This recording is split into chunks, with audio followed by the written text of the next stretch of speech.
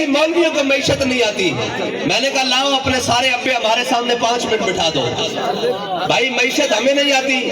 قوم کے اندر جناب لیویج ٹیکس کے اوپر تم نے قوم سے پیٹرولیم کے جناب پیسے کھا کھا کے یہ تو لبیک والے باہر نکلے ہیں تو جناب دن بدن نیچے اور اب زمین سے آ لگا ہے, ورنہ ان کے تو پروگرام اور سے اور تھے.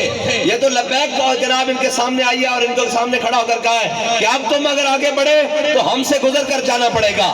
اور قوم کہتی ہے جناب آپ نے ہمارے لیے کیا کیا ہے؟ میں نے کہا کرونا آیا ہے ہم آپ کے ساتھ کھڑے ہوئے ہیں, سیلاب آیا ہے ہم سیلاب والوں کے ساتھ کھڑے ہوئے ہیں, مہنگائی آئی ہے ہم قوم کے ساتھ کھڑے ہوئے ہیں. جن کی سردیاں اور گرمیاں اندر جناب اے سی والے کمروں اور ہیٹر والے کمروں سے گزرتے ہیں, ان کو کیا پتا ہو کہ فٹ پاتھ پہ سونے والے کی رات کیسے گزرتی ہے؟